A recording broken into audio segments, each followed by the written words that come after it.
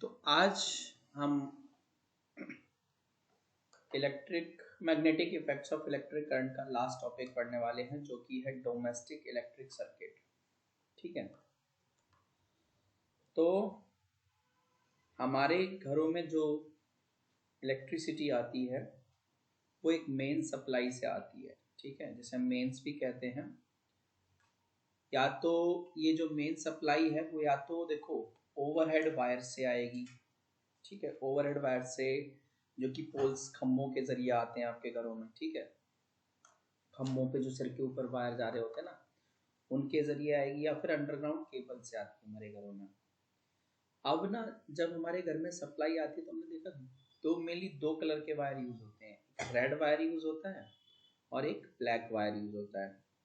Red wire को हम लोग लाइव वायर कहते हैं, ब्लैक वाले को न्यूट्रल वायर कहते हैं।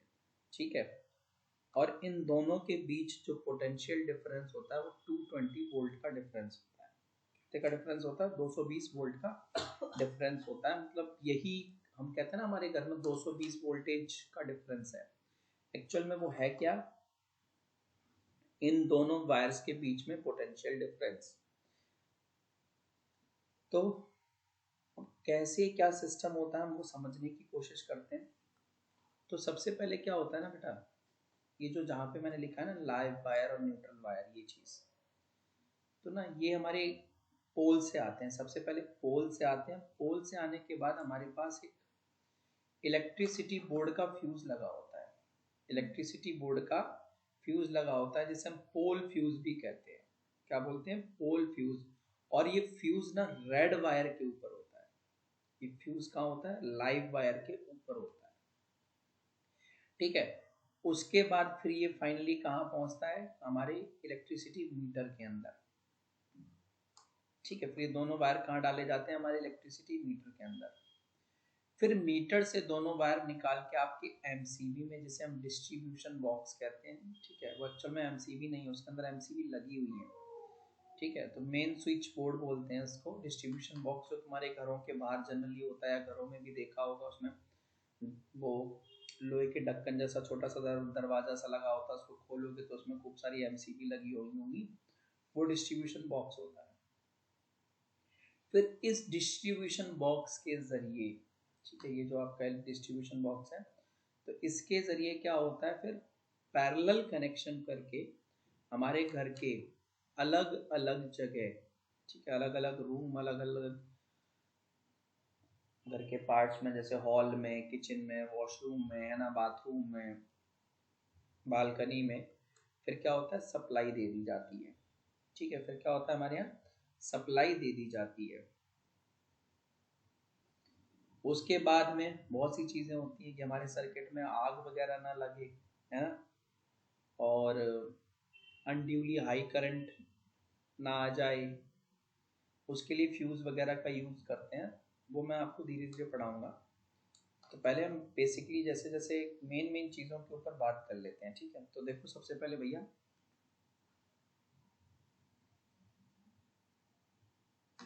Just a minute. तो वही चीज़ देखो बेटा कि हमारे घरों में जो सप्लाई आती है इलेक्ट्रिक पावर की, कहाँ से आती है? मेन से। ठीक है, मेन सप्लाई या फिर मेन से,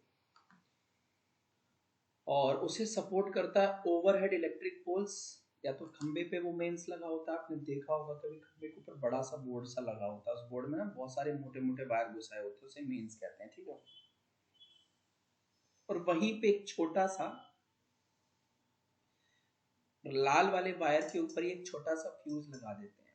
ठीक है, लाल वाले वायर के ऊपर छोटा सा फ्यूज लगा देते हैं, जैसे आपको दिख रहा होगा, मैं बताता हूँ, ये वाला हाईलाइट करके, ये वाला जो फ्यूज है ना, ये जो फ्यूज है, ठीक है, उड़ा दिया मैंने। तो ये फ्यूज जो है हमारा, इसे इलेक्ट्रिसिटी बोर्ड फ्यूज कहते हैं, या फिर इसे पोल फ्यूज भी कहते हैं। ठीक है, या इसे क्या कहते हैं बच्चों? पोल फ्यूज भी कहते हैं। ठीक है, तो पोल फ्यूज भी कह देते हैं, पोल फ्यूज। ठीक है, तो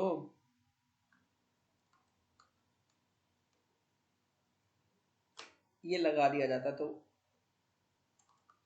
तो before the electric lines enter a house, आपके घर में वो इलेक्ट्रिक लाइन पहुंचे, ये दोनों वायर पहुंचे, उससे पहले क्या होता है कि ना, जो ये फ्यूज है, इलेक्ट्रिसिटी फ्यूज, जिसे पोल फ्यूज भी कहते हैं, वो लगा दिया जाता है, ठीक है।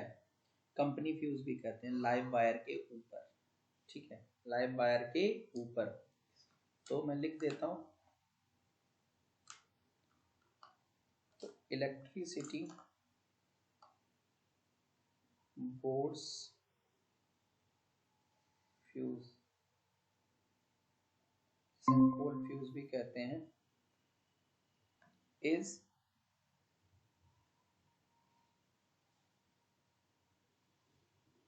placed in the on the spelling पढ़ने में बाद में दिक्कत होगी, तो live wire,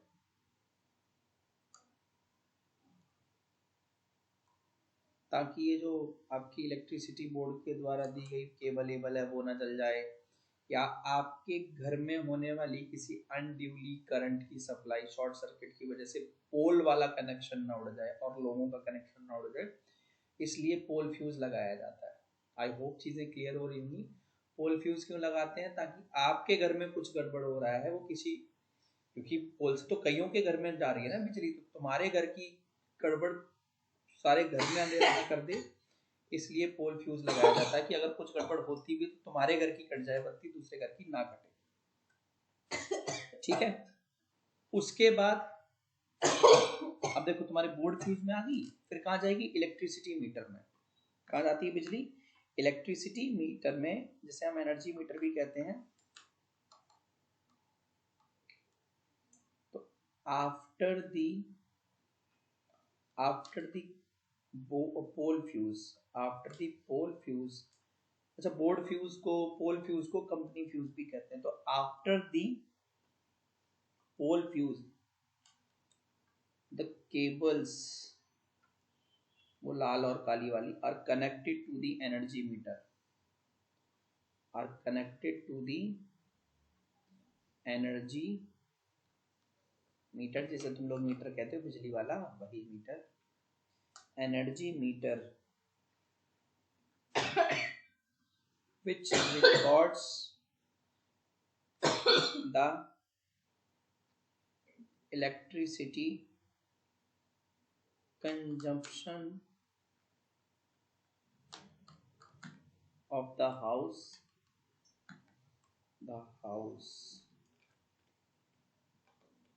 in kWh, kilowatt hour में, जो कि आप पिछले चैप्टर में पढ़ के आए थे, ठीक है। अब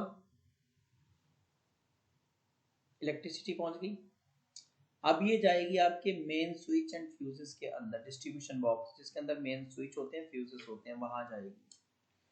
तो एक्चुअल में मेन फ्यूज मेन स्विच में भी डिफरेंस है, मैं आपको लिखा देता हूँ, ठीक है, खाली पेपर में आने के पर्पज से नहीं, रट्टा मारने के पर्पज से नहीं, ठीक है, वैसे भी समझने के पर्पज से। तो पता तो होना चाहिए ना क्या क्या होता है हमारे डब्बों के अंदर। तो मेन फ्यूज, बाकी जो इम्पोर्टेंट पार्ट है ना, ये वाली क्लास में मैं वो स्टार मार मार कर दूंगा या एरो लगा दूंगा, वो भी पढ़ना है आपको, ठीक है, पेपर के लिए। तो the live wire coming out of the output terminal, the live wire coming out of the output terminal of the electricity meter, output terminal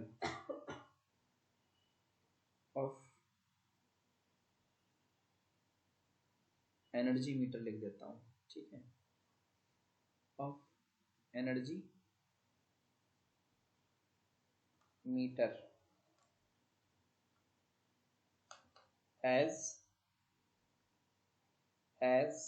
another fuse,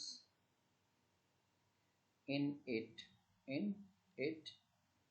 ये मीटर की स्पेलिंग मैंने थोड़ी सी गलत कर दी है, दूसरा कुछ ऐसा यूनिट वाला मीटर हो रहा था, Meter has another fuse in it, which is called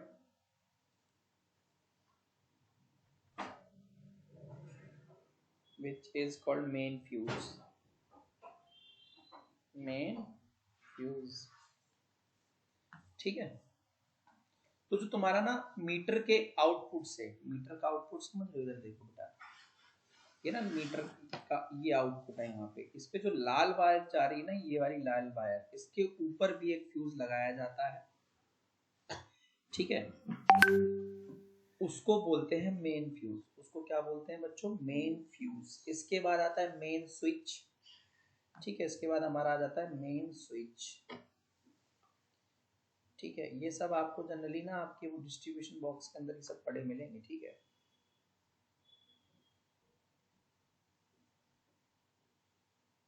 main switch,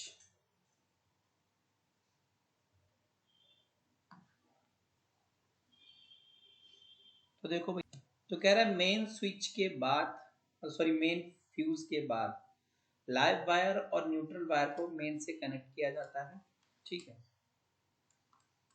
ये आपके रहे लाइव वायर और ये रहे न्यूट्रल वायर, दोनों को कहाँ कनेक्ट किया गया? मेन,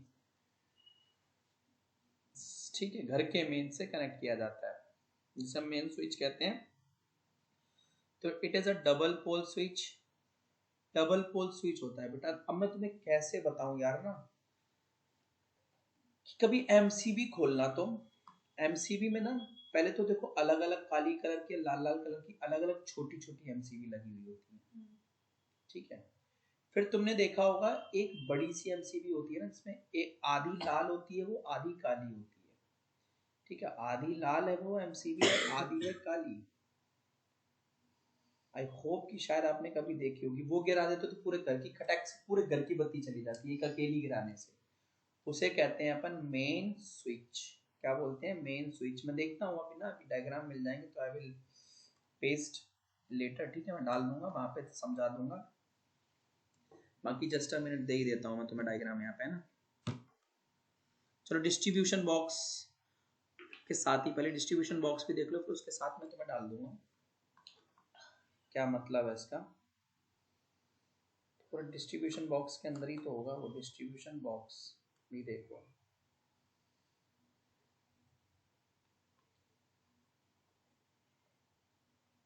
तो ये देखो भैया, power lines coming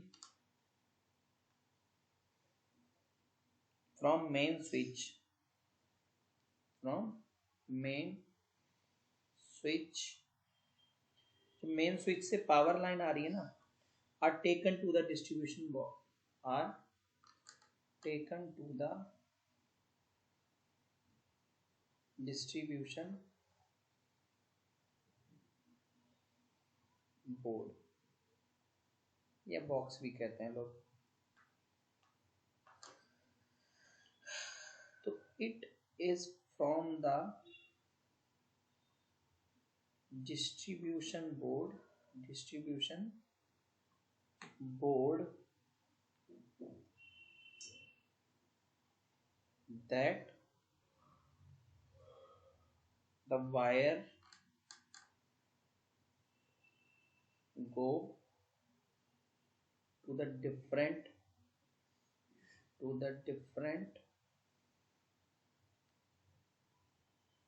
parts of the home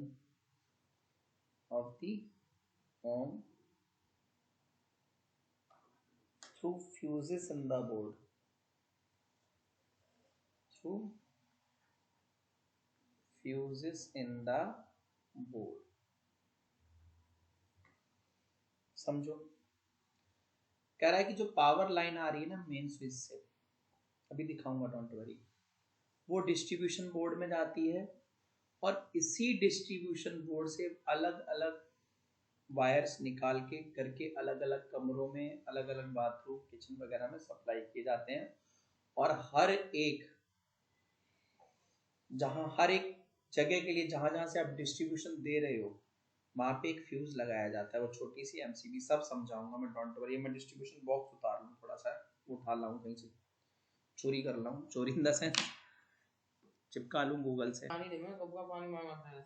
तो देखो बेटा, ये रही हमारी अब इसमें देख रहे हो ये अलग से ये पर्टिकुलर ये ना ये वाली इसे मेन स्विच कहते हैं। ये गिराओ के पूरे घर की बत्ती गायब, ठीक है। बाकी ये आपके इंडिविजुअल स्विच हैं, ठीक है। तो जैसे मैंने लिखा था ना, यहाँ पे लिखा था different parts of the home through fuses in the board.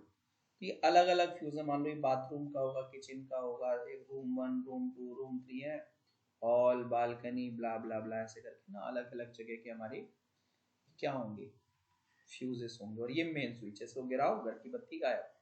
तो पहले क्या होता है, वो जो तुम्हारा पोल वोल से जो बत्ती आई है ना, पहले इधर डालते हैं, इधर के बाद ये ऐसे जाती है, फिर इस तरीके से, समझ में आ रही बात। उसके बाद ये हमारी इस तरफ को जाती है।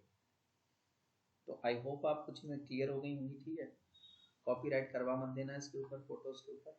चलो तो डिस्ट्रीब्यूशन बॉक्स का भी, अच्छा ये पूरा डब्बा जो है ना, ये पूरा डब्बा इसको बोलते हैं distribution box.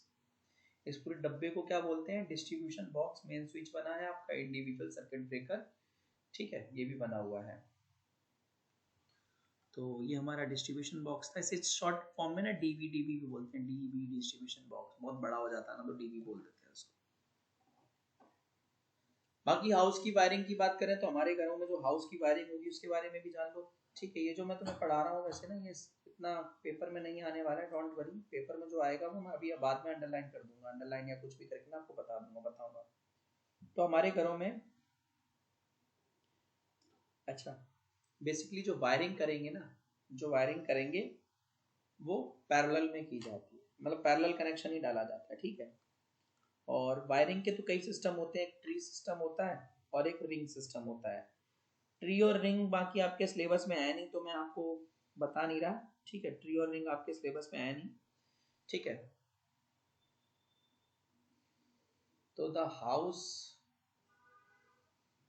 Wiring is done in parallel combination, ये समझ लो बस, पैरेलल कॉम्बिनेशन। हाउस वायरिंग जो है सिर्फ वो सिर्फ पैरेलल कॉम्बिनेशन में होती है। और दो तरीके के सिस्टम है, आपका एक ट्री सिस्टम होता है और एक होता है बेटा रिंग सिस्टम, ठीक है। तो ट्री सिस्टम में एक्चुअल में होता है क्या ना बेटा, जैसे तुम्हारे पेड़ होता है ना, पेड़ में से क्या होता है कि बहुत सारी ब्रांचेस निकलती है ना, एक कॉमन स्टेम से ट्रंक, जिसे आप कहते हैं पेड़ का तना, ट्रंक, उसे मैनी ब्रांचेस निकलती हैं। तो ऐसे ही ट्री सिस्टम में ये सबसे ज्यादा यूज करने वाला सिस्टम है हमारे घरों में।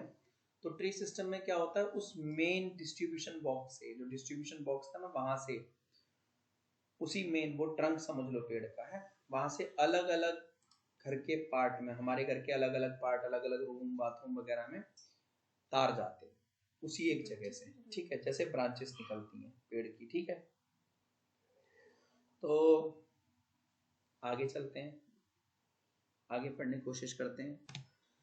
तो मैंने ना तुम्हें अभी तक दो तरीके की वायरिंग की बात की थी बेटा। देखो तीसरी तुम्हें एक वायर और दिख रही होगी ग्रीन कलर की, इस वायर को बोलते हैं हम अर्थ वायर, ठीक है।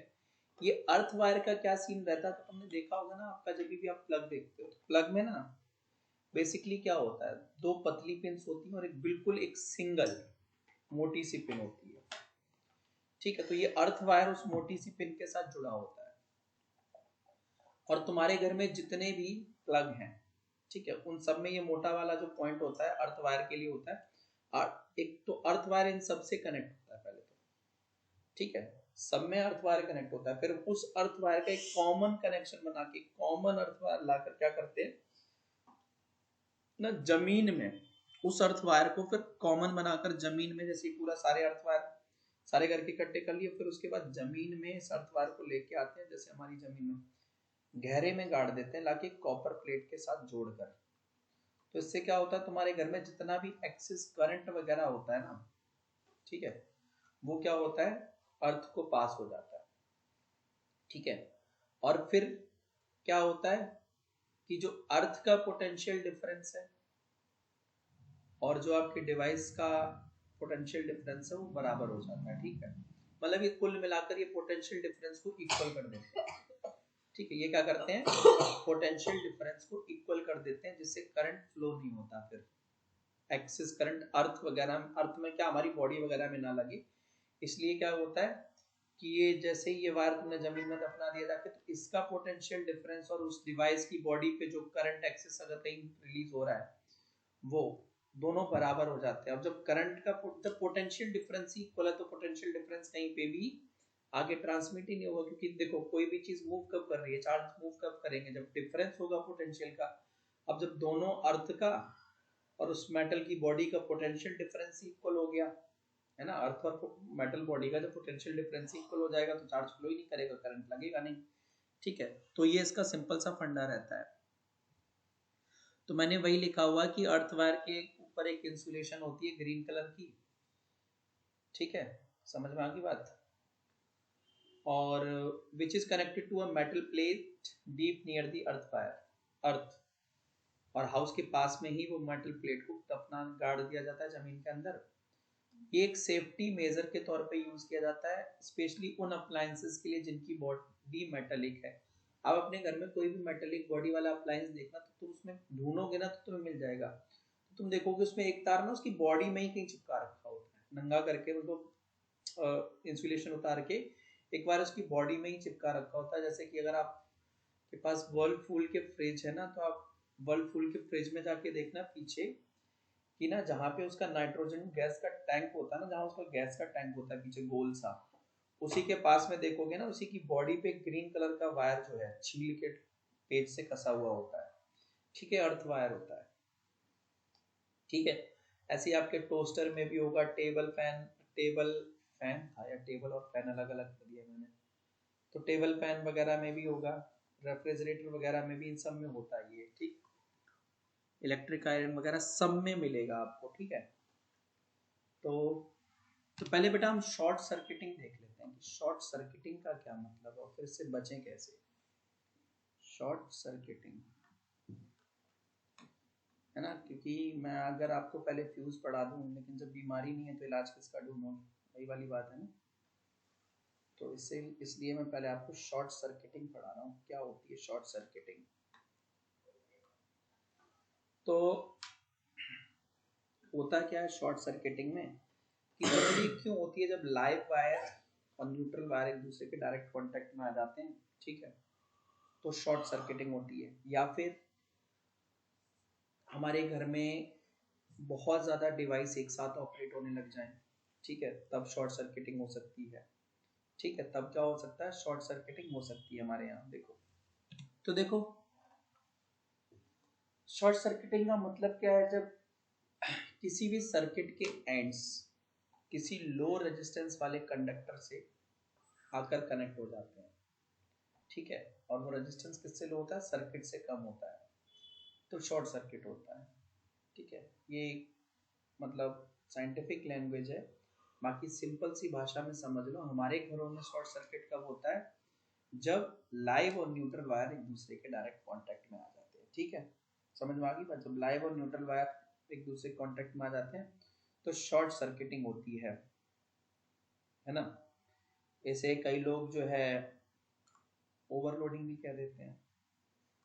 ओवरलोडिंग एक्चुअल में ओवरलोडिंग का क्या मतलब है, एक्चुअल में ओवरलोडिंग का मतलब होता है कि जब हम ना किसी एक ही उसके मतलब प्लग के ऊपर बहुत सारे डिवाइसेस ऑपरेट करवाना शुरू कर देते हैं। ठीक है, तो उसे हम कहते हैं ओवरलोडिंग। क्या बोलते हैं, ओवरलोडिंग। ठीक है, तो कॉजेस ऑफ ओवरलोडिंग की बात कर सकते हैं कि कॉजेस ऑफ ओवरलोडिंग क्या होती है। तो जब आप ओवरलोडिंग, कॉजेस ऑफ ओवरलोडिंग की बात कर लेते हैं। कॉजेस ऑफ ओवरलोडिंग,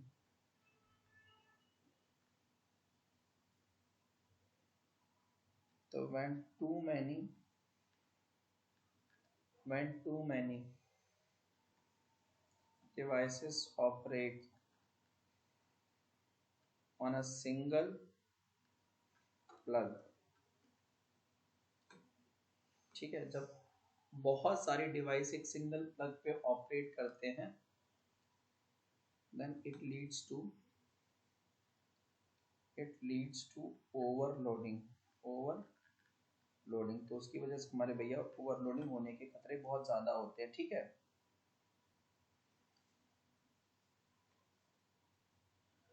और तो इन सबसे बचने का एक ही तरीका होता है भैया, इलेक्ट्रिक फ्यूज, ठीक है। इन सबसे बचने का क्या तरीका है, इलेक्ट्रिक फ्यूज। तो हम बात करते हैं इलेक्ट्रिक फ्यूज की। इलेक्ट्रिक फ्यूज, तो इसके बारे में हम पिछले चैप्टर में पढ़ के आए थे। तो it is a device which is used in series,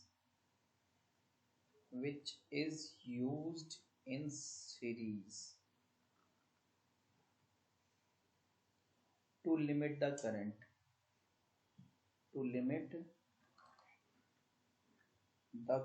in an electric circuit, the current in an electric circuit,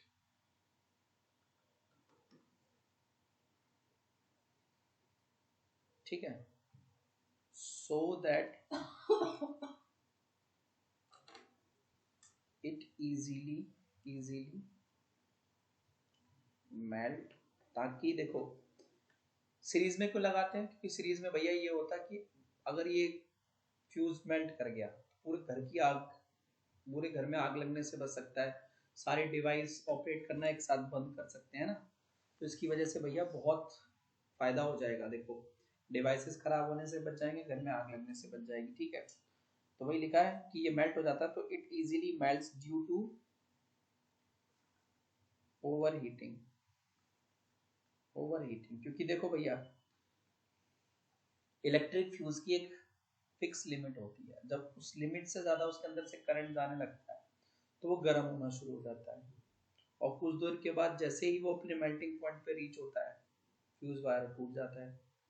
और टूटते ही भैया पूरे घर का क्या होता है, पूरे घर का लाइट डाउन, तो डिवाइस भी बच गया और आग लगने से भी बच गई, नहीं तो जल के आग हो जाता सब कुछ। तो over heating when excess current passes through it,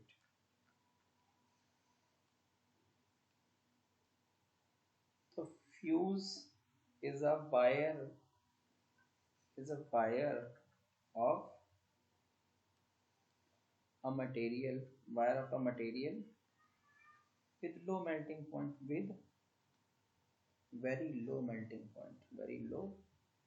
melting point, बहुत कम मेल्टिंग पॉइंट वाला वायर होता है फ्यूज, ठीक है। इससे वो जल्दी मेल्ट कर जाता है, देर में मेल्ट करेगा आग लग जाएगी, क्या ही फायदा है इसका फिर, ठीक है। और बना किससे होता है, तो a fuse wire is made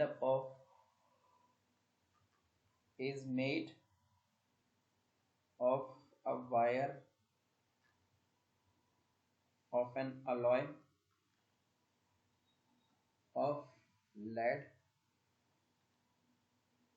75% lead होता है, and tin 25% tin होता है, ठीक है। which melts at around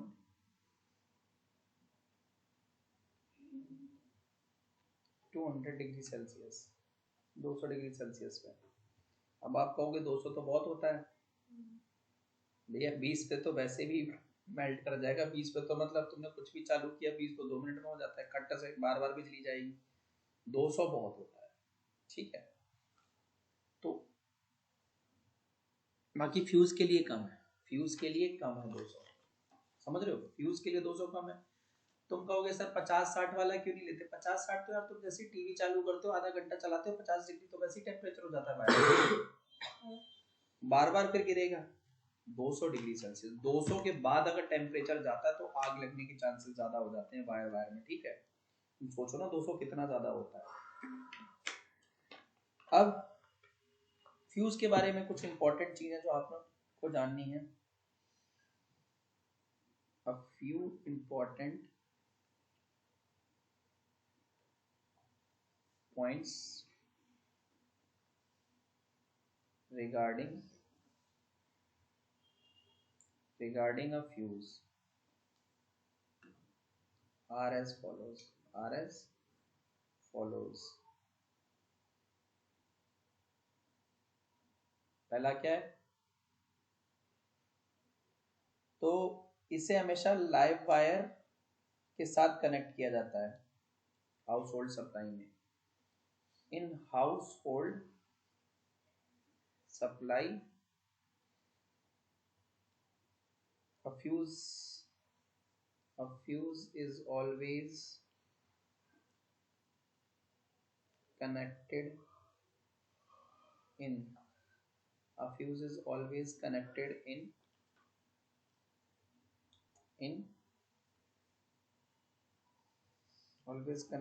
live wire।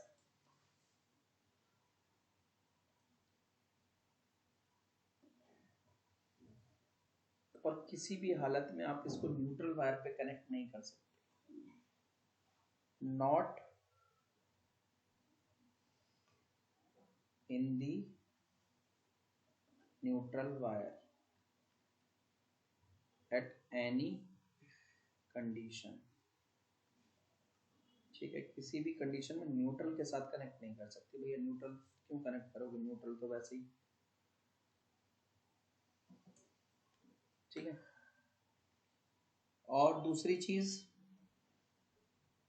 Circuit की स्टार्टिंग में कनेक्ट करना, एंड में कनेक्ट करोगे पहले पूरे घर को आग लग जाएगी, बाद में फ्यूज पे जाएगी, बाद में फ्यूज ट्रिप करेगा। वाओ नाइस, है ना। तो fuse is always connected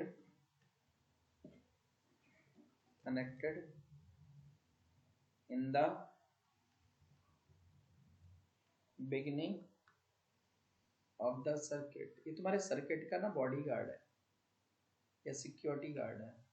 security guard को घर के अंदर बिठाओगे क्या ही गार्ड करेगा भाई, समझ रहे हो ना। तो ये आपके सर्किट का सिक्योरिटी गार्ड होता है, जो कि हमेशा गेट पे ही बिठाना चाहिए, बिल्कुल आगे।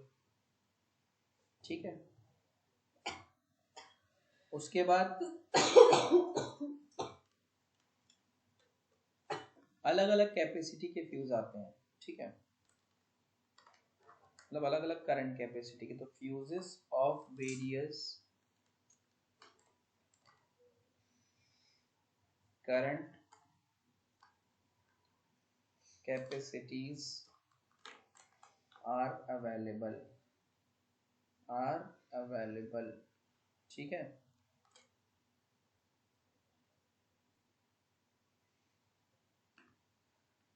आप समझो इसका भी भैया।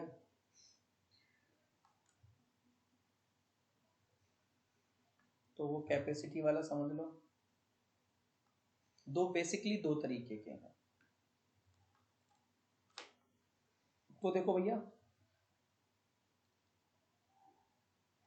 Fuse of 15 ampere current rating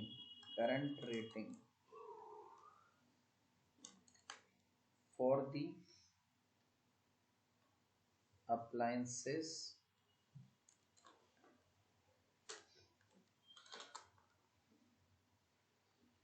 fuse of 15 ampere current rating are use लिखना था मुझे। ठीक है, rating are used for the appliances like, ठीक है, like geyser, AC, coolers, heaters, etc। ठीक है, मतलब जिसकी पावर रेटिंग ज़्यादा होती है, हायर पावर रेटिंग्स वाले, आयरन वगैरह भी इसी में आ जाती हैं। ठीक है, और जो से छोटी पावर का होता है, fuse of 5 ampere current ratings are used for fans, bulbs, ठीक है, एक्सेट्रा। अब तुम्हें पता कैसे चलेगा कि तुम्हें कितनी पावर का, कितने एम्पियर का फ्यूज चाहिए? ठीक है, तो इसके लिए फॉर्मूला है,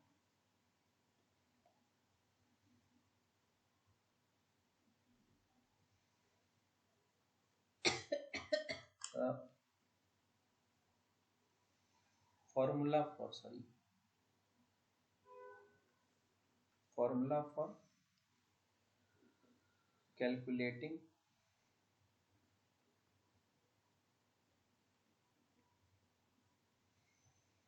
current rating of a fuse, वही I is equal to V upon R, I is equal to V upon R, इस फॉर्मूले से। ठीक है,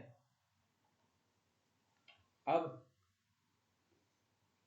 समझो, जैसे एक क्वेश्चन दिया हुआ है, an electric oven of 2 kilowatt, ठीक है, an electric oven of 2 kilowatt question है, समझाऊंगा मैं तुम्हें कैसे करना है फ्यूज निकालने। तो पावर दिए बेटा 2 kilowatt, power rating is operated in a domestic electric circuit, और ये V की वैल्यू दी है 220 वोल्ट, और फ्यूज की ना रेटिंग दे रखी है 5 एम्पियर। कह रहा है क्या ये फ्यूज सही है कि नहीं है, क्या ये फ्यूज सही है कि नहीं? तो सबसे पहले तो देखो बेटा यहाँ पे, है ना, तो मैंने तुम्हें फॉर्मूला थोड़ा सा गलत बता दिया, सॉरी यार, P equal to I V use होता था ना, तो मैं बता देता हूँ, देखो just a minute, P Y V होगा, ठीक है, पी वाई वी। तो ये क्या 5 एम्पियर का सही भी है कि नहीं है? तो देखो मैं निकालता हूँ एक्चुअल में इसके हिसाब से कितनी रिक्वायरमेंट है। 2 किलोवाट का मतलब होता है 2000, है ना, वाट, 2000 वॉट्स अपॉन में 220, है ना। तो अगर मैं इसको डिवाइड करने जाऊँ बेटा, ठीक है, इसको मैं अगर डिवाइड करने जाऊँ तो 2000 को मैं अगर 220 से डिवाइड करता हूँ तो बच्चों ये आता है हमारा 9.09 एम्पियर। मुझे कितनी एम्पियर का फ्यूज चाहिए था? 9.09 एम्पियर का फ्यूज चाहिए था, ठीक है। हमारे पास ये फ्यूज है 5 एम्पियर का, तो द फ्यूज ऑफ 5 एम्पियर, ठीक है, the fuse of 5 ampere is not suitable for the circuit. अभी 9.09 का तो मिलेगा नहीं, ठीक है, तो इससे आगे 5 के मल्टीपल में 10 एम्पियर का आता, तो the fuse of 5 ampere is not suitable for the circuit, we have to use a fuse of 10 ampere. तो 10 एम्पियर का फ्यूज यूज करना है हमें, ठीक है, हमें क्या करना है, 10 एम्पियर का फ्यूज यूज करना है ना, समझ में आ गई बात। तो फ्यूज के एडवांटेजेस क्या क्या होते हैं आपको पता है? फ्यूज हमारे घर में अनड्यूली हाई करंट की सप्लाई को रोकता है और आग वगैरह लगने से बचाता है। Advantages of a electric fuse,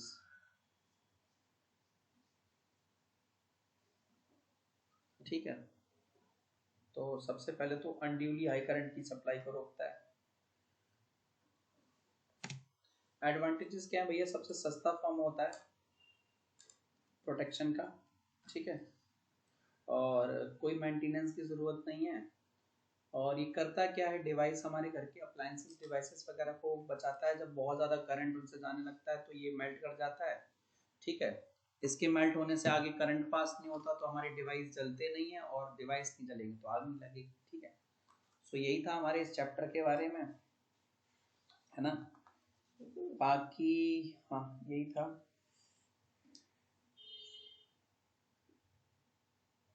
just a minute. ठीक है चलो फिर, that's all for the chapter. Okay bye भाई।